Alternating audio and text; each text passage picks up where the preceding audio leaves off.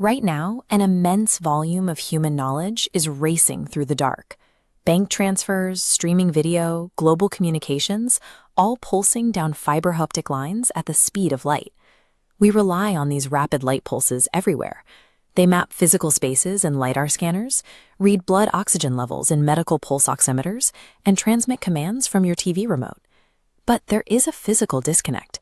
The logic boards and processors inside our digital devices are entirely blind to light. A computer chip cannot read a photon. It only speaks the language of electrical voltage and current. To bridge the physical universe of light and the digital world of electricity, we require a specialized transducer. The photodetector acts as a bridge, converting optical energy into the specific electrical signals that a circuit can process.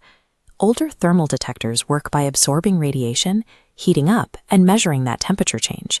That process is far too slow for modern data. Instead, engineers rely on the instantaneous photon effects inside semiconductor materials to achieve the extreme speed required for our technology. The foundation of this system is the p-n junction, a semiconductor boundary where a positively charged p-type material meets a negatively charged n-type material. The core action happens here. A photon strikes the material and transfers energy to a single electron, knocking it loose. This creates an electron-hole pair. As the negative electron and positive gap migrate to opposite edges, they generate a flow of electric current. To evaluate how well this works, engineers measure the quantum efficiency, the strict ratio of how many electrons are successfully generated per incoming photon. While a basic p-n junction successfully generates current, leaving it to sit idle in a normal state isn't efficient enough. It misses too much incoming light to capture faint, high-speed optical signals accurately. To increase efficiency, engineers force the material into a highly active state by applying an external voltage, a technique known as a reverse bias. In reverse bias, the negative terminal connects to the p-type side and the positive to the n-type side.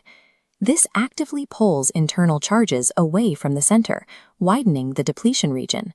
When photons strike this expanded catch area, the electron-hole pairs are immediately swept away.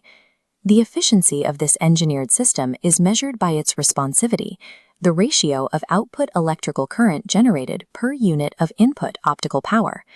Applying a reverse bias turns a passive, idle piece of silicon into an active, highly energized current source. Yet even this optimized system reaches physical limits when placed in the most extreme detection environments. High-frequency optical communications transmit pulses too quickly for a standard diode to catch. To solve this, engineers insert a distinct intrinsic layer into the middle of the device, creating a PIN photodiode that responds at lightning speed. But detecting the absolute weakest traces of light, like faint ultraviolet radiation or single photons traversing deep space, presents an even greater challenge. For these ultra-low light scenarios, engineers deploy the avalanche photodiode, which exploits a physical phenomenon known as impact ionization.